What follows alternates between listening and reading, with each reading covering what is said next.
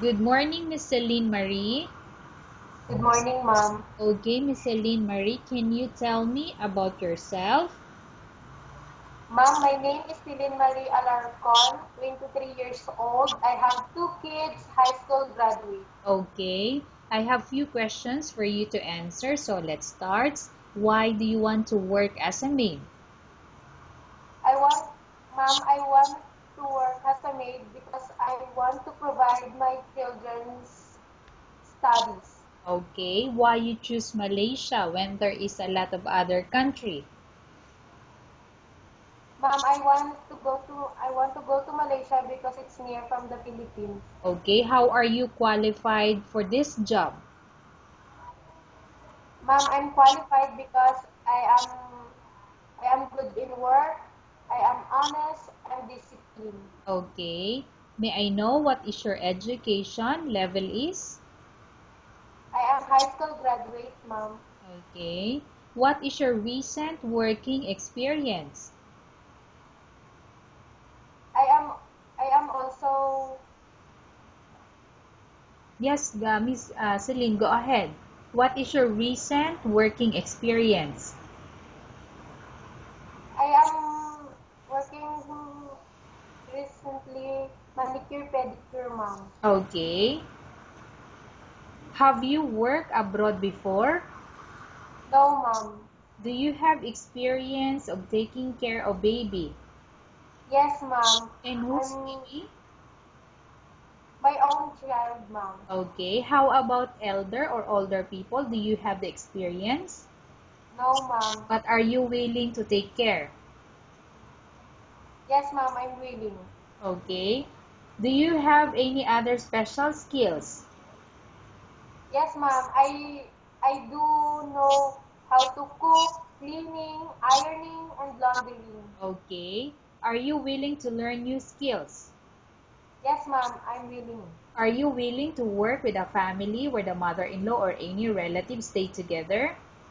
Yes, ma'am. Currently, are you still working now? No, ma'am. Do you know how to cook? Yes, ma'am. What sort of food can you cook?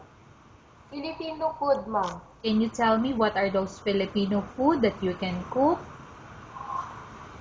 Yes, ma'am. Adobo, pansit, tinola, Okay. mechado. Are you aware that you will have to do washing, cleaning, ironing, and cooking? Yes, ma'am. From all the house chores like cooking, cleaning, ironing, and washing, which do you like most? Cleaning, ma'am. If ever you were selected to work in Malaysia, who will take care of your kids? My husband, ma'am. You are not allowed to use handphone or cell phone during working hours. Yes, ma'am. You are only allowed to use handphone or cell phone after you finish all the works and when going to bed. Yes, ma'am. You are strictly needed to surrender the handphone to your employer in the morning, and your employer will return back to you once you're going to bed. Yes, ma'am. If ever your employer finds out that you're abusing your handphone and it's affected your work performance, your employer will confiscate your handphone and you're not allowed to hold it anymore. Instead, your employer will allow you to call to your family 3 times in a month. You're only allowed to bring normal phone and you're not allowed to bring smartphone. Are you agreed for the terms and condition? Yes, ma'am. Are you agreed to the rules and regulation for the handphone? Yes, ma'am. How many years is the contract as you agreed and understand? 2 years, ma'am. Can you describe for me your ethics or your attitude? I'm kind, gentle, and disciplined, ma'am. Okay. How can you assure to us that you will work hard in Malaysia? What will you do? I will work hard, ma'am, for to see you. I am good in work to choose me. Okay. Can you promise not to use a telephone without the permission of your employer? Can you promise? Yes, ma'am. I promise. Can you promise not to put on makeup but to dress properly while work? Yes, ma'am. Can you promise not to invite friends and relatives without the consent of your employer? Yes, Mom. Can you promise not to ask for advance salary from your employer under any circumstances? Yes, Mom. Do you really understand of the rules and regulation of the agency? Yes, Mom. Do you pay any placement fee for you to come to Malaysia to work as a maid? No, Mom. Do you have any history of sickness, example breast cancer or any other illness? No, Mom. Do you suffer from any skin diseases, allergy, or physical defect? No, Mom. Have you suffered from any serious illness? No, Mom. Do you smoke? No, Mom. Do you have any tattoo in your body? No, Mom. Do you take any prohibited drugs before? No, Mom. Have you undergone any operation or surgery? No, Mom. Okay. Are you medically fit? Are you fit to work?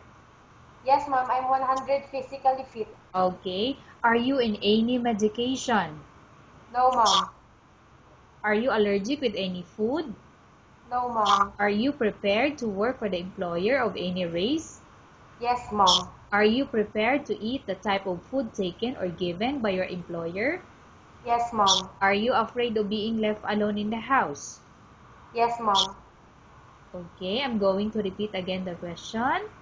Are you afraid of being left alone in the house?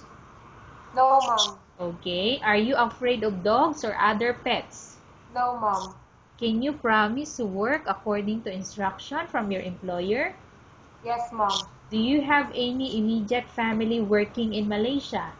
No, Mom. Okay, Miss Celine Marie, we have finished our question section. Let's go to case study.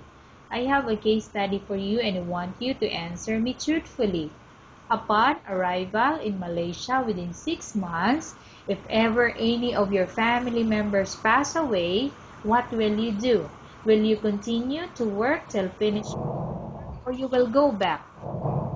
I will finish my contract and I will continue my work until I finish my contract. Okay, tell us about yourself and why do you want to work in Malaysia as domestic helper? I want to go to Malaysia because I want to provide my children's study. Okay, Miss Celine Marie, what do you want to tell to your employer who's watching your video? Ma'am, please choose me because I am good at work, I am honest, intelligent, and disciplined. Okay, Miss Celine Marie, thank you very much. We will update your agency if there's any selection made by the employer. Thank you, Mom. Okay.